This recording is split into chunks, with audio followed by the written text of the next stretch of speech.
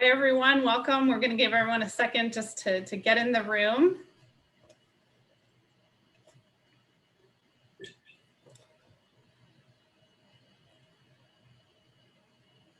Welcome, everyone, to today's event. We are here to watch and participate in a panel about the national release of 15 things military and veterans kids want you to know. Our kids are listening to our conversations, to the things that we're talking about at home, in school, on the media, at the park. And they're listening to everything that we're saying. And they hear us talking to our friends and our family, colleagues. And for our military children, they've spent their entire lives while we have been a nation at war. Military kids have shouldered the burden of the last 20 years, many of them their entire lives, especially our teens and 20-somethings. And they are resilient. But that doesn't mean we know what they are thinking. And it's an honor that Camp Corral has surveyed thousands of military-connected children so that they can tell us what they want us to know. And the timing is perfect as children prepare to go back to school for the first time for many of them in over 18 months. We can have the conversations and be prepared to have that framework of how we should talk to school administrators, teachers, and advocate for our military-connected children. On top of that, it's been a week, well, really a week and a half for our nation.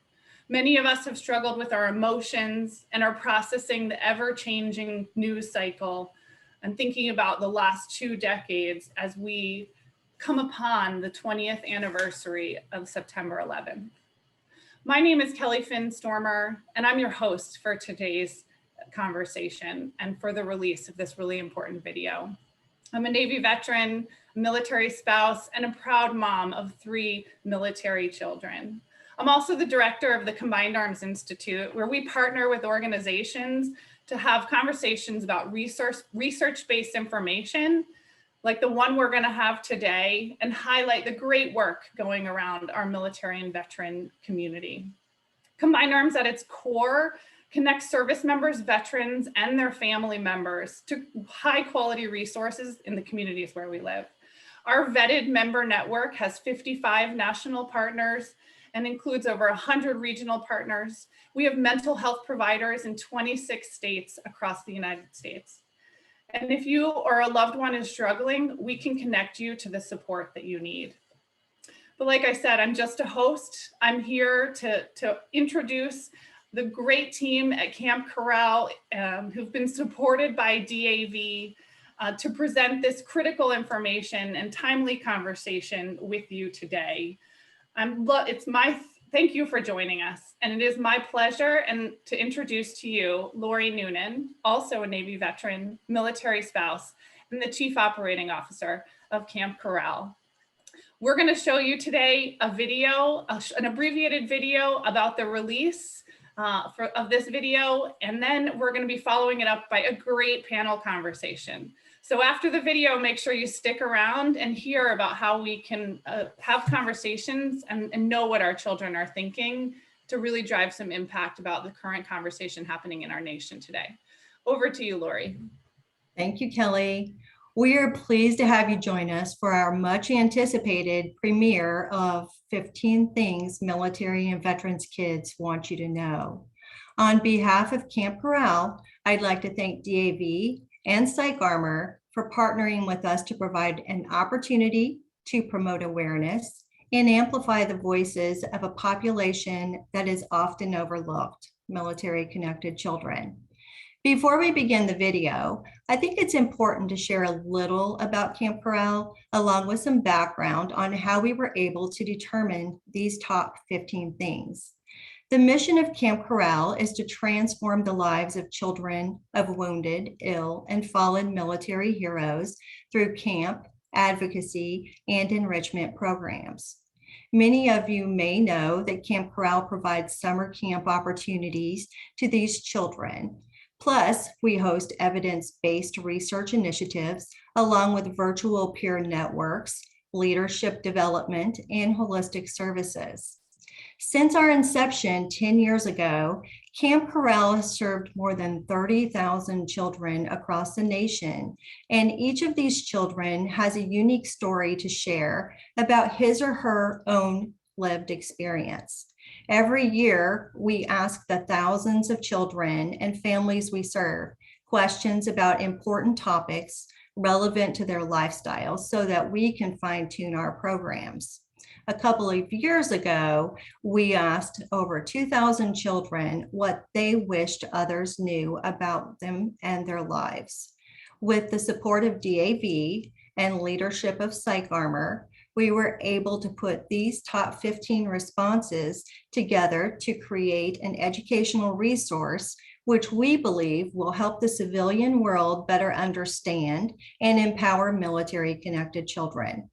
We hope you find this video resource and upcoming panel discussion to be helpful tools as we work together to amplify the voices of military-connected children. As I mentioned, DAV's underwriting of this project has helped us make this video and a future video resource a reality. I'd like to introduce you to Rob Lewis, who is here on behalf of our longtime partner, DAV. Rob is a service-disabled Marine Corps veteran and serves as the National Communications Director for the more than 1 million member DAV. Rob, welcome. I know that your team is busy getting ready for DAV's centennial celebration, so we appreciate you taking the time today. Yes, we are. Lori, thank you for that kind introduction and for all that you do in your role with Camp Corral. As Lori said, my name is Rob Lewis, and I'm honored to serve as DAV's National Communications Director. On behalf of DAV, I'd like to thank each of you for taking the time to join us for this special online event. I know your time is valuable, and your investment in the health and well-being of military and veteran families should not go unnoticed.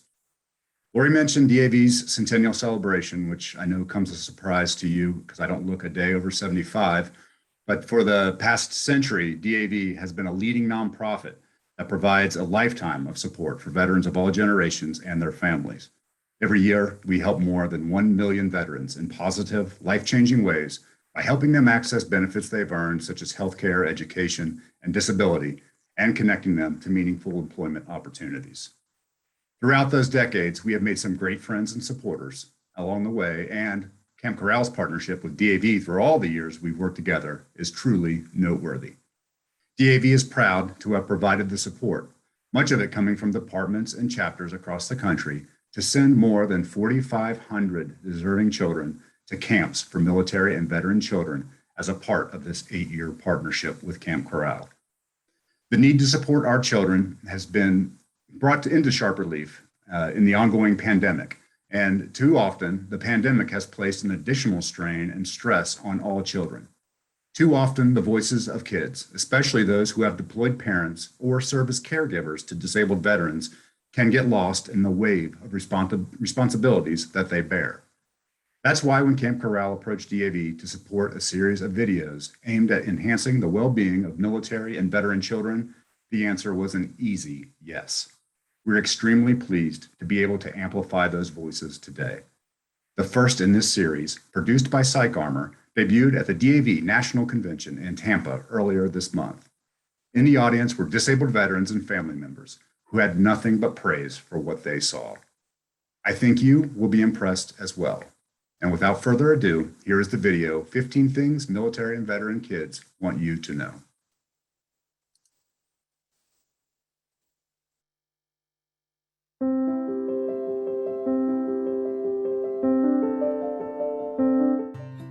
Welcome to this course on 15 things military and veterans kids want you to know. Our families are a lot like other families. Deployments are really hard for us. We understand why our parents serve. Military kids miss their parents when they're deployed, no matter how long they're away. Sometimes families know in advance about a deployment. Other times, parents can be called away unexpectedly for lots of reasons, and there is not much time to prepare and say goodbye. This is definitely the case with national Guard parents who might be called away to help in an emergency. Regardless of the circumstance, military youth say despite how much they miss their mom or dad, they understand the reasons for his or her absence from their family. Compared to their non-military peers, children of active duty families have a deeper understanding of the concept of serving something larger than yourself. They know their parents signed up to protect their country, and in doing so, protect them and all of us. Even at a young age, they understand how important this is, and that their parents' service matters very much to the people of America. They have a unique comprehension of the word hero, and how it means making a sacrifice for the good of something or someone else. Sometimes our parents are different when they come home. A lot of military and veterans' children don't have a lot of details about what their active duty parents experience during deployments. What they do know is that sometimes mom or dad comes home looking the same but acting differently. Other times, if they've experienced a physical injury, they may look different as well, or they might not be able to participate in activities the same way they used to. The children of veterans may live in a house where a loved one has experienced trauma or has enduring injuries. They can be confusing for military kids and can require adjustment for the whole family. Resources are offered by the military or in the community, like family or individual counseling, or events for military kids to help children manage their adjustment to visible and invisible injuries in their parents. Moving around makes it hard to make and keep friends. Other military kids understand what we have been through. The military family lifestyle is unique and presents certain challenges. However, for most military kids, even very stressful situations or unique circumstances can feel normal. It's just the way it is in their households. Deployments, moving to and going to schools in different states or foreign countries, and being far away from family and friends are just a few of the experiences military kids share. Finding ways to connect with other military and veterans kids can help to normalize their feelings about this and provide an outlet for stress. After all, there's nothing quite like talking to someone who knows what you're going through.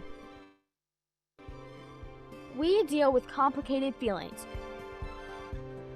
Military kids often experience a lot of conflicting emotions. They're proud of their parents' service and happy to be a part of something that matters so much to their parents.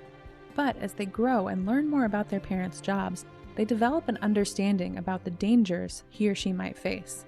They often live with unspoken fear that something will happen to their parents, especially when they're far away in another part of the world. The conflicting emotions occur partly because of the culture of the military, one that values bravery, selflessness, and teamwork, gets translated to the children of active duty service members in these situations. Without anyone specifically telling them to, military and veterans kids can feel ashamed to be afraid. They want to be brave like their parents are and make their parents proud of their courage. Many times, this leads to military children keeping a lot of their complex feelings about their family to themselves. Sometimes we don't want to talk about it. Military and veterans kids want to be treated like other kids, regardless of the fact that their parents wore the country's uniform. A small percentage of Americans have ever served in the military, and even fewer are currently serving on active duty. You can imagine this means that for military kids, they often find themselves in situations where people don't know what life is like for them or their family.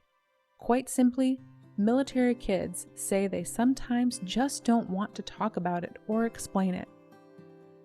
Military kids also want those other people in their lives to understand they are not responsible for, nor do they understand military decisions that affect their family directly. And please don't ask military kids about their parents' combat experience or exactly what their parents did while deployed.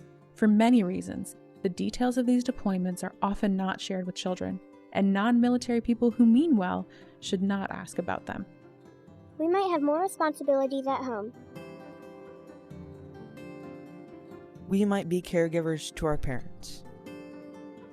Some military and veteran children take on responsibility of providing care for a parent who is injured, ill, or wounded in service. Sometimes, wounds to the veteran parent are visible, like amputations or blindness, while others can be invisible, like toxic exposures, traumatic brain injuries, or post-traumatic stress. Wounds people can see are easy to explain, but invisible wounds are much more difficult for children to explain and for others to understand. For instance, military kids with an injured or ill veteran parent may have some unique challenges socially. Responsibilities at home can take up a lot of time, so the ability to spend time with friends might be limited. Again, this is hard for military youth to explain to their peers, so often they don't try. In addition to household chores that other kids are responsible for, military caregivers might help their parent with additional activities of daily living, such as helping a parent with eating, bathing, or taking medication. Finally, some of the ordinary everyday activities that other families might enjoy might cause a lot of anxiety for families that include a disabled veteran parent.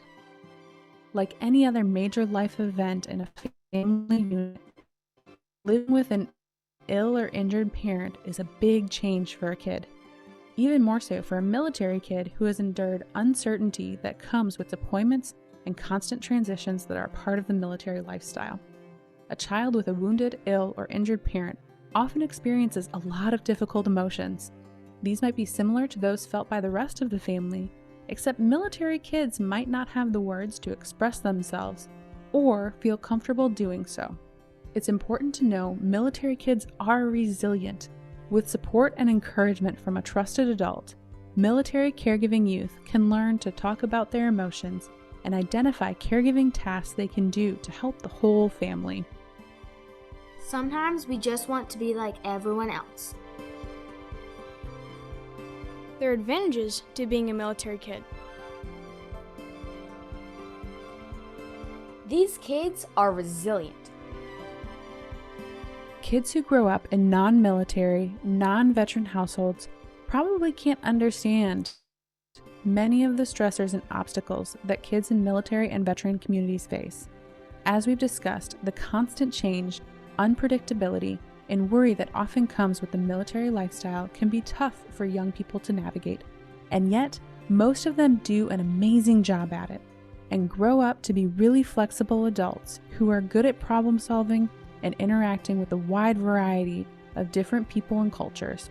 Adapting to change is something military kids learn at an early age. This develops self-efficacy and the knowledge that you have the skills to cope with something new, and resilience, which is the ability to overcome stressful situations. And since we know that resilience is stronger in children who grow up knowing they belong to a close-knit community where they are understood, supported, and cared for, military kids have a leg up. After all, the military and veteran family is considered much larger than those in the household. It extends to the entire community, which prides itself on taking care of each other. We're proud of our parents' service. We serve too. When one person in a family serves our country, the whole family serves. Parents on active duty or hospitalized veterans may have to miss first steps, birthdays, sporting events, dance recitals and plays, parent-teacher conferences, helping with homework, and other milestones in their children's lives. Many of these families, however, are really good at finding unique and creative ways to celebrate together despite conflicting obligations or disabilities. For example, military families may record special events to watch later with their children, or delay observing holidays, birthdays, and milestones until the serving parents can be there. Military youth learn that days on a calendar are not as important as being together to celebrate or share meaningful connections. Regardless of the way this plays out in a military family, there is no question that the children of that family also serve their country. They make sacrifices that can be really difficult, all for something more important than themselves. Thank you so much for taking the time to take this course about military kids and how their lives are unique, challenging, and really special. We hope we have given you a better understanding about the best way to interact with and support the military youth in your life. A special thanks to the military kids who provided the answers that became the 15 things, as well as those who allowed us to use photos of them and their families throughout the course. And a special thanks to DAV, Disabled American Veterans, for making this possible and supporting Camp Corral's efforts to help military and veteran children just be kids. Thank y'all for joining us today. Such a wonderful video that we are thrilled to share with you. I am Hannah Hutler Boyd. I am the Chief Program Officer at Camp Corral, and I am joined by a phenomenal panel today. I can see that we're asking if the video will be available, and yes, we will be sending that out afterwards. But I would like to do brief introductions to our very stellar panel. Danielle, let's go ahead and start with you, and then we'll follow on with Tina and then Carrie. Hi, everybody. That was such a great video. Thank you for having me. My name is Danielle Applegate, and I am a director of veteran and military family engagement for Cerner. But more relevant to today's conversation, I'm a fourth generation veteran. So both of my parents were active duty, and then I ran away to the military at the age of 17. And so I have two children who have actually functioned in the role of military kid caregiving. So I'm excited to be here and excited for the conversation. Thanks for having me.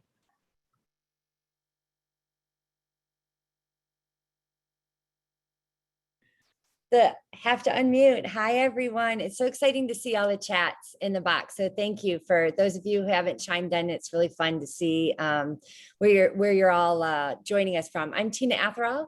I am the CEO at Psych Institute. Really honored to be a part of this project with everyone and also the teams that have been doing it throughout this last year. Hannah, you are stellar. By background, I have been an organizational leader within the nonprofit community for many years now. I think this is at the point where you don't say how many, because then you feel like you've been around too long.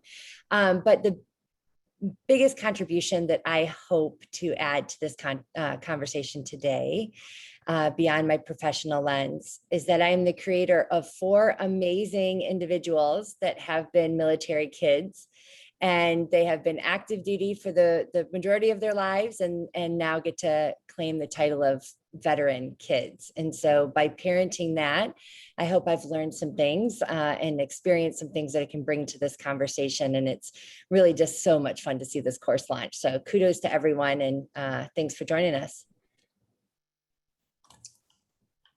All right. Hi, everyone. My name's Carrie Irvin, and I'm the Director of External Relations and Partnerships with Camp Corral. Very proud to be a part of this team, bringing this to you today. Definitely think it's an important resource, and we are just absolutely thrilled to have you join us. I have very personal reasons for really spending my days working in building up the veteran and military community and trying to build bridges to help them thrive. I am a granddaughter of a World War II veteran. I am the daughter of an Army aviator who served in Vietnam and went on to serve 20 years in the Army. I am an active duty Army spouse, and we have 4 children, one of whom is a soldier, an infantryman. He kind of broke the mold there, didn't go Army aviation, much to the chagrin of us. But he is serving his first tour of duty overseas right now. So I'm very vested in my community. That's this military and veteran community. So I spend a lot of time working with how can we build connections and partnerships to advocate on the behalf of military families, amplify their voices. And I think that what we've seen today is a really great opportunity for us to all share this resource in order to advocate and amplify the voices of what these children are telling us. So thank you for joining us today. Awesome. Thanks, y'all. And if you have questions, please drop them in the chat. We will be addressing questions at the end of the panel. To follow on with what Carrie just said, Tina, I would love to throw to you and talk a little bit about how our community can best use this video and how we can share out the course and what are our best practices to make sure that we are educating as many people as possible. Yes, so this is fun. As with everything we do, we have to raise awareness to the individual sitting at the table. So this is, I hope, a common thread that we've all had in planning for this launch, and in anything that we do at Psych is really about elevating and identifying who's sitting at the table that we need to learn more about. And so you all just learned that, right? And I think it's Ayana out there. I hope I I have said that right, has said like, oh, wow, caregivers too. So that's the point. So number one, you're here. Now you need to share an additional 15 things. We've also learned that people like numbers around things. So you got 15 things that your group has to learn. So from a dissemination model and a raising awareness, y'all got it. Now share it.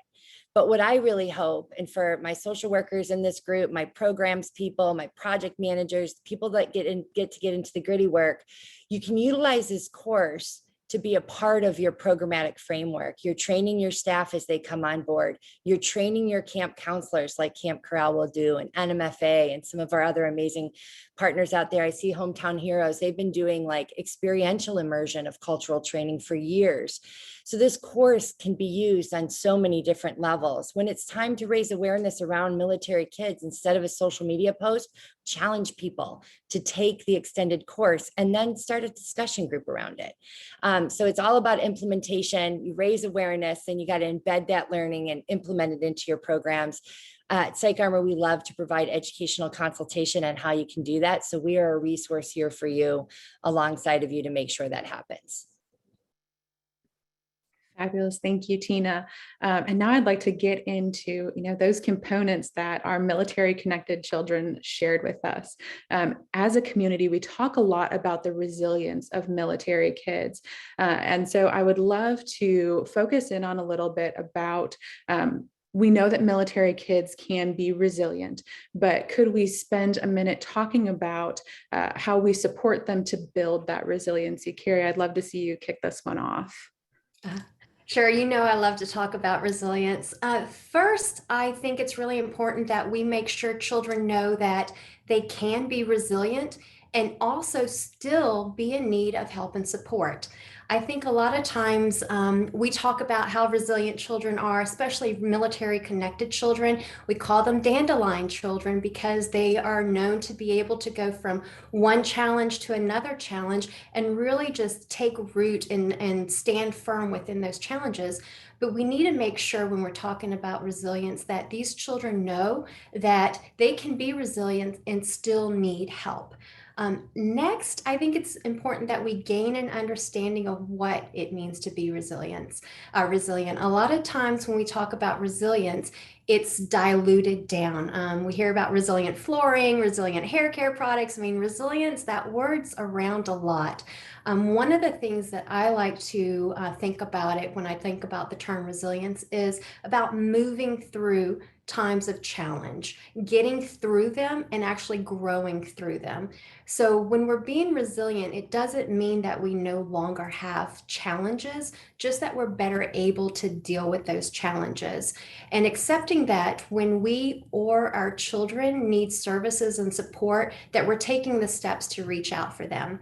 So how can we, our audience today, help these children become more resilient? At Camp Corral, we build our programs around what we call the 3 C's, and those are connection, coping, and competence. And so when we're talking about connection, we're talking about fostering opportunities for them to create connection. So that's something that all of us can do. We can all try to ensure that we're providing opportunities for these children to connect with others that may understand their lifestyles. But we also need to make sure that we're providing connections for them to not feel other than, so that we're helping them assimilate into their neighborhoods, assimilate into their school environments, into extracurricular activities. So when they're more connected, they're more likely to feel empowered to open up about their challenges, to share in the celebrations of their triumphs as well. The other thing that we want to do is help them build self-confidence. At Camp Corral, it's really easy. We have, the ropes course and the climbing walls and all of these great things. But on day-to-day activities, day-to-day lifestyles with these children, you can help encourage them to embrace a growth mindset, to help them really look at challenges that they have in their lives and figure out ways that they can overcome those challenges. Help them look for new ways to take on the day-to-day tasks, help them find opportunities to take on healthy challenges like their academics, sports, hobbies. Encourage them to step outside of their comfort zone, because when they do, they're going to start building up that self-confidence and overcoming those fears. And some of the biggest fears that they have are that fear of the unknown, right? All of us have that. Military connected children especially have that. New schools, new friends, new homes. If they're in a household with a wounded parent, then there's fears associated with their parents' well-being as well. So dealing with that self-confidence, we also help them develop positive coping skills. We hear people talk about coping skills and finding ways to cope. And it's really important to know that there's negative ways of coping as well. So we really want to help make sure that as adults, that non-parent role model that we may have as some of our educators or coaches, but also parents, that we are modeling positive coping skills, that we are prioritizing self-care and respite, that we're giving them permission and encourage them to take time to care for themselves and take that mental break. So those are some of the suggestions that I would have based upon our 3 C's model. Would anyone like to follow on to Carrie there? Gosh, you just said it so well. I'm like, Carrie, I don't want to follow you anymore. I would offer that even being a military kid and having been in a military family my entire life, when my own kids were going through some of the stressors of dealing with a terminally ill veteran that was living with us, I did not go to the dentist for 2 years. And they, of course, heard me say that, right? Mommy doesn't have time to go to the dentist because I'm with grandma at the doctor all the time. And I realized after the fact that I was not modeling good behavior. So I would offer, and I think Kelly said it, and I know this Patina's passionate about it, they're always listening. They're always listening. And then the other end of that is not to make assumptions that they're okay or that they do feel supported. I actually built a tribe around my children of adults that were very well aware of what the current circumstances were, what the limitations of the household were, what they were being asked to do. Grandma had to sleep 20 hours a day. And so you have to be quiet.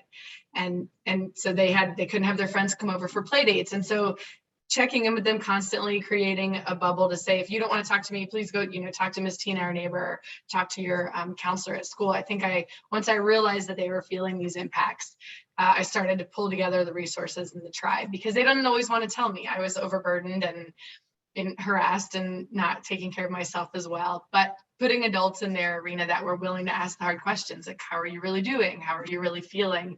That they trusted enough to open up to, I thought was very valuable. And then, of course, when she passed, we really found out the strength of that tribe, because they showed up every day and they asked questions, and they didn't let my kids sulk in the corner. They pulled them out and said, you should go to a camp and you should engage. So it was really valuable to have the strength of that community and tribe, particularly around the ill and injured.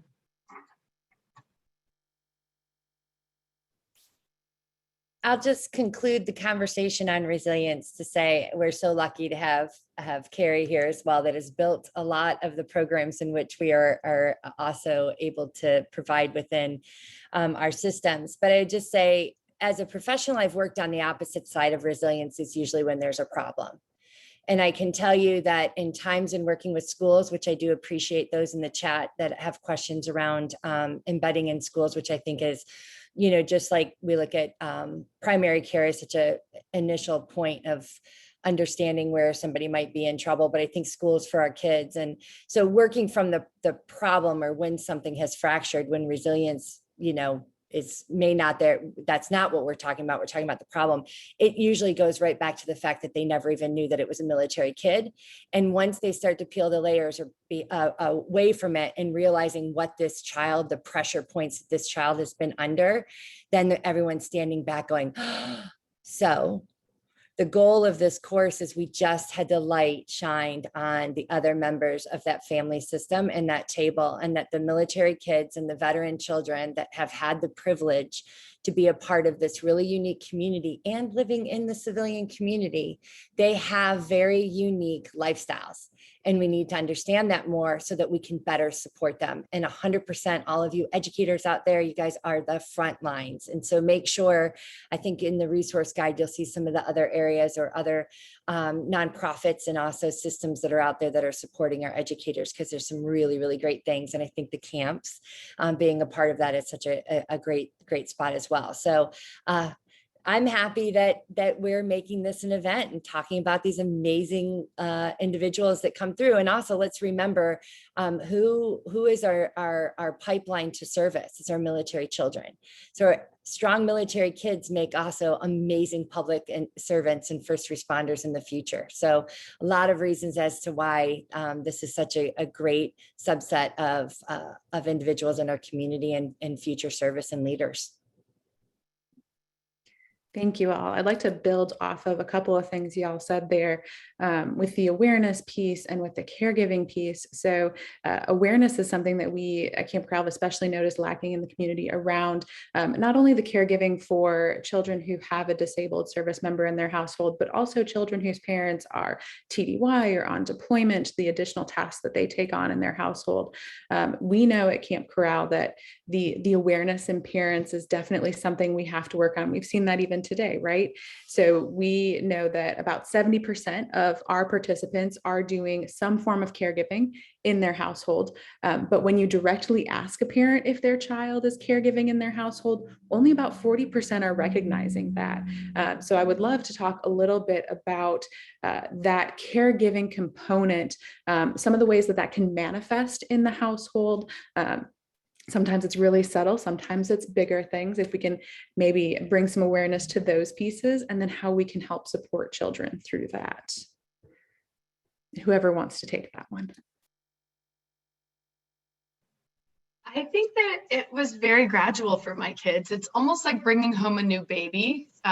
When we moved in the veteran into our home, it was like all of a sudden the new baby's here, so you have to cater to the whims of. And eventually it just kind of became habit, to the degree that I don't think I realized how much they were doing, how much water they were fetching for grandma, or, you know, shushing themselves, or turning the TV down, or you know, plugging in her heating pad for her. Just little things, but they were constantly fetching. And if you've ever had a newborn, you know that there's that 2 to 6 month phase where everything has to be, it's very intense. And I would say that by the time we made it to a year, 18 months, it's just kind of what we did. And I didn't think about it. And I would say awareness for me, and the guilt that I carry, is that I wasn't aware of it too early enough to intervene and to take that pressure off of them, to say, you don't have to fetch her, what, you know, you're taking on extra chores. It is a little bit insidious. I think after a year or two, they didn't even tell anybody at school. And knowing that we were getting closer to the end is when I stepped up and went and made sure everybody knew, because I wasn't sure how it would present. You know, what do kids do if they're feeling taxed and stressed at home? Do they go to school and act out? I think maybe I was lucky that they didn't, but I was ready for that. And I'm sure you guys at the Camp Corral have the experience of children that when they're released from the stressful environment, what happens? Again, it's knowledge and awareness. And I think I was prepared for the worst, and I got lucky that they felt supported enough to not overreact. But who knows? I should knock on wood, because I feel like every time you say something as a parent, that comes back to bite you. So I take it back. Carrie, what about you? And I knock on wood. I knocked on wood for you. Also, I really like what you said about how it just kind of creeps up on it. And what we hear from a lot of our parents that are associated with Camp Corral is it's not really stepping into a role as a caregiver as much as it is slipping into a role as a caregiver in the household. That these children, little by little, like you said, you know, getting grandma's water, or, you know, helping set, you know, setting the table leads to helping making dinner, which leads to making dinner or getting the medicine leads to that's now your responsibility. And one of the things that I find interesting is that a lot of these children, when you talk to them about the situation, they look at it as them being more mature, right? They see this as an adult responsibility. So a lot of times these children at first really like feeling like they're more mature, taking on this responsibility that they see other adults do. But what we find is that that sense of responsibility and sense of maturity sometimes turns, and then it leads to a feeling of resentment. It fosters resentment, sometimes anger, sometimes anxiety, and sometimes, like you said, Danielle, some children, it actually can go into risky behaviors as well. So I think it's really important for parents to learn how to be aware of when their children are taking on roles as caregivers, because it can be insidious. It can be something that they just slip into. I think a lot of times when we ask parents, as they're filling out our surveys, if their child's a caregiver, their immediate reaction is no. But we give them a list of responsibilities and start asking, does your child do this in the household on a regular basis? And it's a list of caregiving duties. And they start checking off, and that light bulb goes off. I've seen it in the chat box just while we've been talking, that parents are saying, my child's a caregiver. I didn't realize that. And that's okay that you don't realize it. But once you find that awareness and that light bulb goes off, it's really important to start taking the next step and making sure that you're supporting the child. Because we're not saying that having a child that's performing caregiving duties is bad. It's not. I mean, if that's part of what the family needs, that's okay. What we're saying is it's important to make sure we're supporting that child, providing the resources that that child needs for their mental well-being as well as their physical well-being, but also making sure that we're providing opportunities for that child to just be a kid, to have an opportunity to have respite and relax and just take a mental break. So it's not bad to be a caregiver. It's just important for us to recognize when they are and see if we can shoulder some of that weight from them. Let's do that. But if not, that's okay. Let's just support them.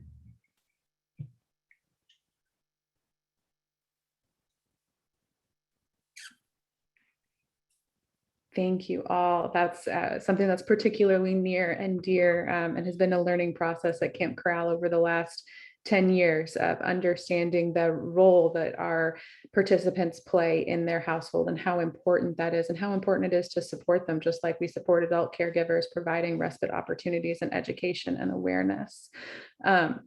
One of the things that the course talked about that I think is particularly timely for our conversation today is our children experiencing complicated feelings. Like y'all have said a couple of times over the course of our time together already, our children are listening, they're seeing things in the media. Tina, when we talked the other day, you mentioned that we're coming up on the 20th of 9/11, and we're going to start seeing even more of these really challenging images in the media. Can we spend a little bit of time talking about how we help children process those feelings, name those feelings, identify them, and how we can use that to support better mental health? Because we know that those unnamed feelings sometimes can contribute to some poor mental health strategies.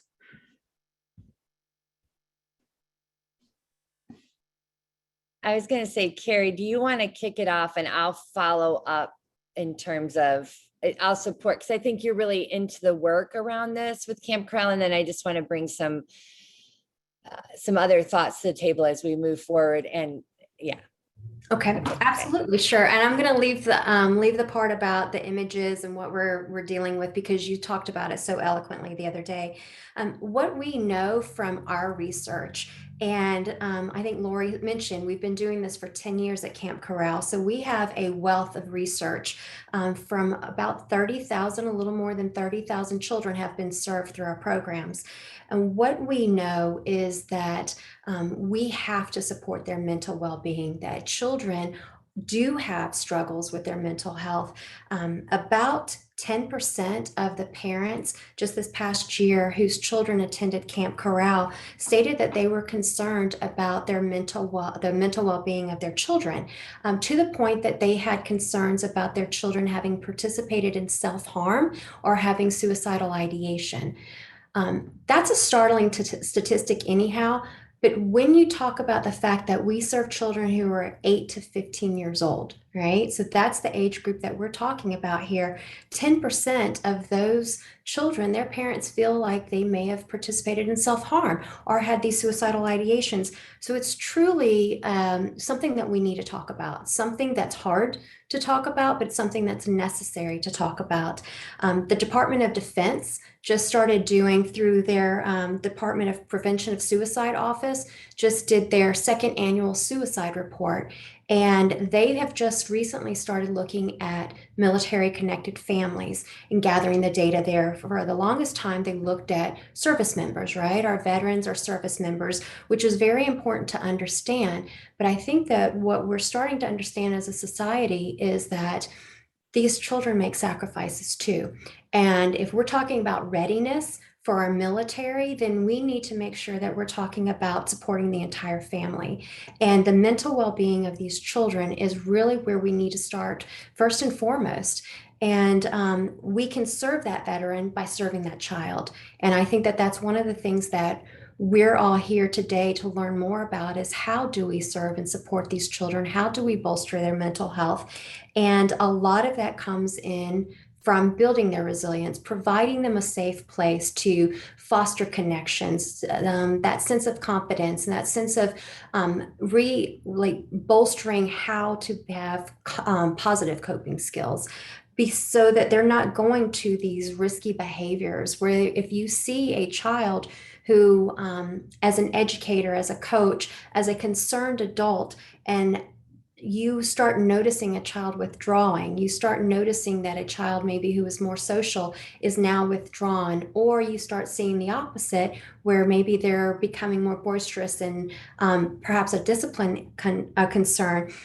That's how, as adults, we can actually step in and intervene, is we can have these difficult conversations about how do we protect these children by becoming more aware of what's going on. And that first and foremost comes from getting to know these children.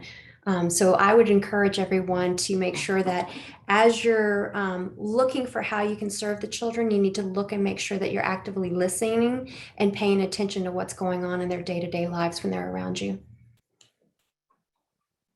I wanted to piggyback on that because I don't know that we've said it really out loud, and I don't know what communities everybody lives in, but I live in Northern Virginia, and we've had over 1,000 Afghan families join our school system in Fairfax, Arlington, and Alexandria City in the past 2 years. Of course, we've had a greater influx. And what I noticed coming home was that my kids were taught nobody would talk to these kids, mommy, but we talked to them because, I know Auntie Kayla served over there, and I know, Miss Jen served over there. Like we have friends that they've seen pictures with these families overseas, similar looking families and garb that they recognize, and they are trying to help them acclimate into our world. And so I would just offer that when we talk about our kids, the fact that they are sensitive to that new dimension of integration is important too, because they didn't know how to help their friends and they didn't know how to translate for them. They didn't come here speaking all of the English and understanding American schools, which are bewildering even to our children sometimes, let alone to a family that's been uprooted. And I guess Tina has gotten me a little fired up about the how do we help and serve the best. And so I would add that awareness and having the conversation with our kids. I'll say a funny anecdote.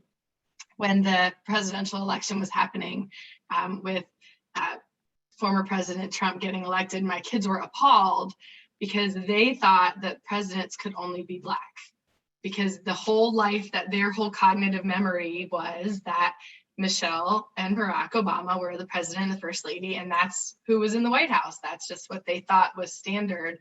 And so when they were very upset that there was a stage full of white men vying to be president, I didn't understand, but from their context, they had never seen a non-Black president on TV. And so when people say, like, what do you mean your kids have always grown up with war? it's that they've never not seen a combat boot. You know, you could hold up a piece of military gear and I would bet, Tina, your kids could probably name it, right? It's the life that they grew up in and they just don't know a different one. And so again, even awareness, and we keep coming back to that word, is so powerful, just being aware of what their concept and perspective is. And it is sometimes different, I think, than we take for granted as adults, because we've seen other places and been and had other experiences, but they haven't. Okay, so 7 and 8. It's on my list. I'm going to go back to, I think that's where we were, right? In all of this, we deal with complicated feelings and sometimes we don't want to talk about it. Now, not having been the researcher to dive into all those nuances in that, and we have created a summary, I do want to just put some context around, because also the great conversations that happen when we're not on these Zooms, and to the relevancy of this time is, I'm reminded what's old is new again. Again, I've been around this for a long time now, almost 30 years. And what I remember that we talked a lot about as family readiness teams for our children right after 9/11 was the importance of a child's mind. So Caitlin Thompson, other great professionals, Alyssa's on the call from UT, like we need to pair up with our clinicians on one side of this, but then we also just all need to come together on understanding the difference between what we can process as adults and what our children are processing. So right after 9/11, again, our friends at Tuesday Children are great people to reach out to, all of you. Like, let's run over to Tuesday's Children and look at what they're doing along children after traumatic events. And they're getting into terrorist attacks and school shootings and whatnot. A lot of great people doing a lot of great stuff out there. But what do we know? Our kids' minds are not developed like our adult minds. All of us that are aligned with service, whether it's that we are married to a military member, we serve in the military, we're public servants, we're nonprofit leaders, the headline news is what sets the tempo of our day. Just like if we are in a trauma ward, we're wondering about what are the calls coming in from the EMS. It's our jobs.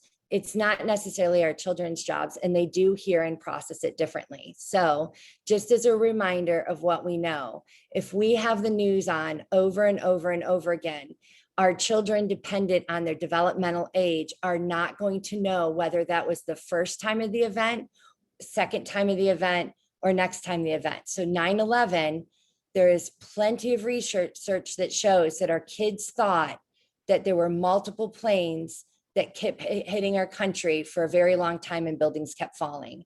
So in our current time right now, especially when our loved ones, ourselves, our political officials, we need our kids to trust in leadership.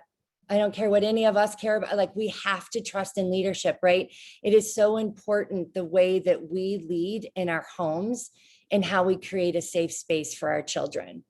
And so military kids have the beautiful honor of being taught early on that the news matters because the news affects our homes. They understand at a certain time in their lives that if something is happening somewhere else, their mom or dad, remember, we understand why our parents serve.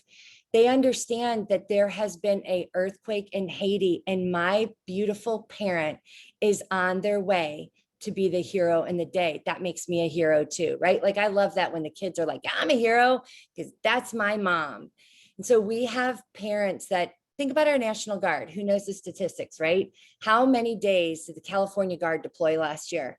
And they didn't deploy for anything as simple as a parade. It was wildfires, and they've been in the vaccine clinics. And so when the children understand portions of that, and sometimes they don't understand all of it. So it's our job as adults in that home to really monitor our own. It's like self-regulation, like regulate what we're going to allow in our safe space in our home. And then, like, I know we're all here to say, how do we help navigate those conversations?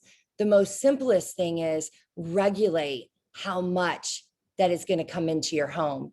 And there's so much out there. We've learned a lot. History is just repeating itself in a different cycle for a different thing. And we've got this. But I also want to say this.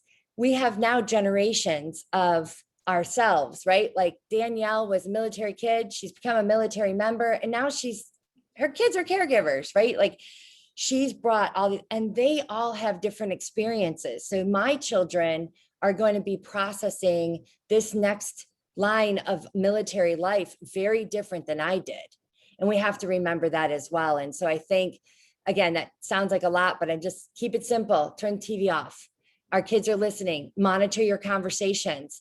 Make sure that you create times where our great service that we believe in does not actually, take over the times where we should be watching Sesame Street. Thank goodness they can help us with hard conversations too. So I am super passionate about it. I've shared very vocally with people that, my son went off to high school this year, went off to his senior year. He was born in 2004, do the math. And his first day of high school was the same day that our news was going crazy around Afghanistan, and he had his dad home for 30 days, and his dad wasn't able to be present. I start to get a little selfish for my child because I want him to be able to go to his first day of the last day of high school in a joyous moment. We are responsible for creating that for our kids. So they do hear us. You just saw it. We've got at least a couple. We understand why they serve. We understand why our parents have made this decision to leave, go do something bigger than all of us. Oh my gosh, what a gift that is. How many kids don't ever get that? It's not about, my other preach is, I know what t-shirt my children have underneath their lacrosse uniforms, and it's one for Team Kelly. Right now, I also have to remind you, they weren't allowed to wear that t-shirt to a civilian school in New York because there was a weapon on the back. Imagine what that said to a child that felt that that was like complete honor on their back, right? And so we had a lot of conversations around that. But I am so proud of who my kids wear on their back. I think that that's the best gift ever for them. And I forgot where I was going with the rest of my rant, but I do honestly feel very, very passionate about this next step because they understand that thing bigger than all of us. That is a gift. We are hearing them and they are saying they are feeling it. They are resilient to all these points here, but we also do have a role as the adult in that transition throughout their life to also help them and regulate it. And sometimes that means that we have to be responsible for ourselves and regulate ourselves as well. Yeah, Tina, I think that's great and circles back to one of the things Carrie said in the very beginning. It's not only important for us to teach our children to ask for help and support when they need it, but we also have to ask for help and support when we need it, whether we are the parent in the household, whether we are a clinician, seeking out those resources that can educate us to help support those children in our lives. At this time, I would love, Lori, if you could chime in with some of the questions we have seen in the chat and the Q&A, and y'all, as you have questions, please drop them in there. We would love to answer them to the best of our abilities. And if we don't have an answer today, we will get something out to y'all later on. Sure. Here's a question. Are there recommendations for raising awareness and increasing cultural competency in elementary, middle school, and high school education systems? I'm going to jump in super quick because I have the easy dissemination and implementation. Education is absolutely our answer for everything, but I know it's not. So we did have a few individuals that responded. I think are important to know where those resources are. MFLAC, they have working with school liaisons officers. Our friends over at Military Child Education Coalition do amazing things. I'm going to keep this a little bit simple because we do have a video that's now going to be accessible for you. It starts at home and it starts in your own community. So I often would go in for Flag Day. I went in and used to do talks around 15 things just around veterans so that kids could understand who veterans were and then ask them. Then you'd ask a question, who are you? Who's military affiliated? Do you know how many kids actually knew what that word was? So I'd have to change the word. But I think honestly, and so much even of the work that has just been the most powerful for me is identifying those places where I was able to be a key stakeholder at the table and then utilize the resources that were at hand. And I know that goes really, really gritty to now putting another pressure on your back, but on top of the amazing efforts that are out there by significant organizations and schools, I will say that just having this video gives you an in because you can go to your own school administrators and say, hey, I want to make sure that this is on your school website. Keep it simple.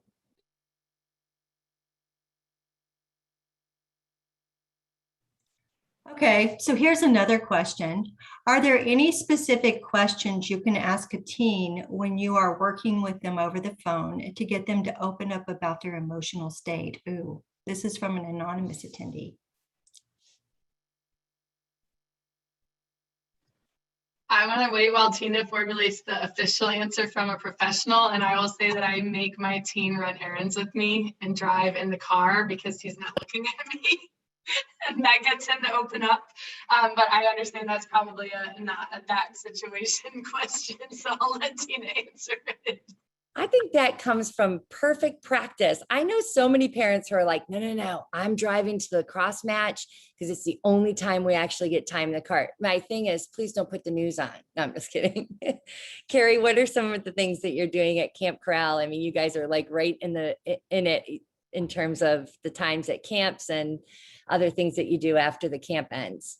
Well, I'm going to just piggyback on what y'all said too. With my kids, I always found it was great when I carpooled and they talked amongst themselves and I acted like I didn't hear anything. And then hours later would bring it up and be like, so about such and such. And they would ask how I knew. And I was like, I know everything. So I never tell them that they told me from listening in.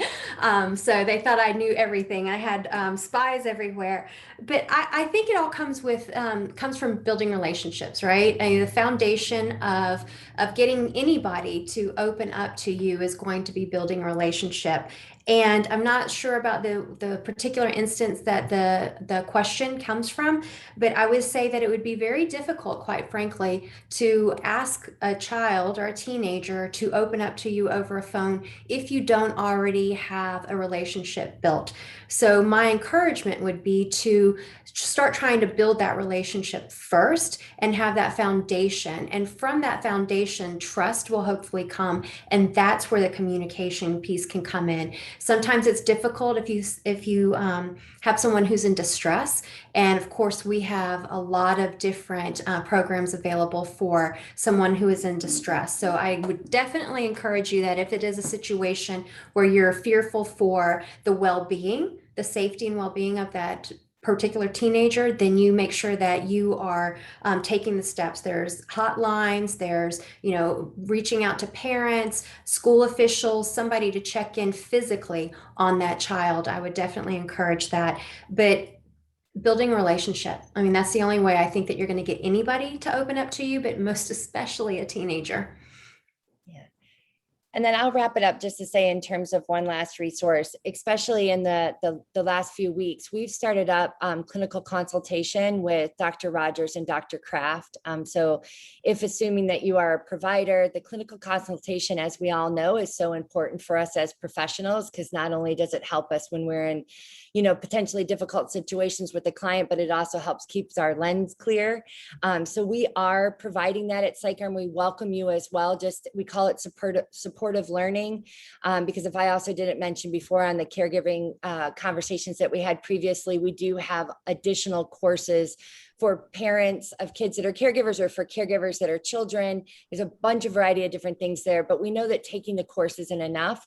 So again, Dr. Kraft, Dr. Rogers, some of our other social workers and supportive team are there to help resource you and walk you through those courses and education that we might have on our sites. I also love the partnerships that happens within these teams, because our friends over at NMFA will be hosting with us some educational discussions or consultation discussions in small groups to help parents with these difficult. We want to take it back small and have conversations like we're seeing in the questions right now. It really does come down to some of those intimate moments. So I would recommend, if you are a provider, your clinical consultation with providers who are also well-versed with military kids is key to that as well. Thank y'all for tackling that question. And Danielle brought up a good point too earlier when she talked about surrounding her children with a tribe. So if this is coming from a parent, providing that other resource, who are those other adult role models that can help relate to and connect with that teen when they don't necessarily want to talk to a parent. Thank you all for being here today. We're so grateful for Combined Arms for hosting this event, for DAV and all their support. And I'm going to pass it over to Tina to close us out and tell us a little bit about where we'll be able to find the video after this. I think I did my closing comments already in our discussion. That's so room for me. First of all, I do want to close by congratulating this team at Camp Corral, at DAV, at Psych Armor, for the panelists that are here. We have to remember this course was also produced during a pandemic. A lot of the ways in which we're able to do our work is more in person, in studio. This was not an easy thing to do. So I have to just take a pause to say, as you watch this, it is an incredible, incredible effort from all the partners here. I'm very grateful. I'm going to speak on behalf of Dr. Rogers and her team as well.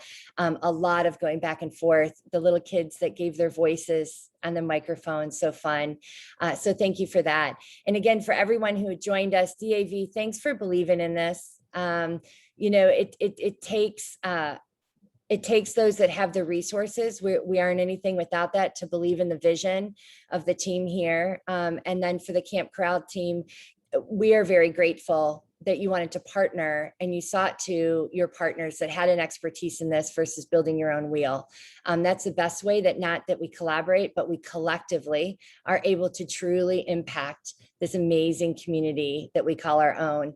So all of you, yes, you'll be able to find, believe it or not, the video will be located on Psych Armor website. Y'all will have it at Camp Corral. There's great ways in which we can work with you as well to get this embedded everywhere that you need it to go. I'm sure the rest of you are smart enough to say there's more launch plans around it. We did want to make sure, and Kelly, thank you for adding it into your intro. If you haven't watched the movie Inside Out from Pixar, go back and rewatch it. That's going to be your tips and your resources right now on how we respond to our own emotions and everybody else's. I think about it in my own family when I found you can look in photos where one child lost joy. So we have to pay attention to it. For our practitioners that are out there, thank you. We're here to support you. And really looking forward to shining the light at the other members at the table. And as we approach the next coming month, where we all need to wrap each other in one big tight hug. Oh, thanks, Stacy. She got the trailer in there. It really is a good one. Lori, are you finaling with any last words? Yeah, I just wanted to let everybody know that we will be following up with an email. We will be attaching the link to the email, and we encourage you to share the video with anybody who works with military kids. Absolutely. And thank you so much for coming today. And I think that's it, right, Kelly? Thanks, you guys. Thank you for joining us. Have a great rest of your day.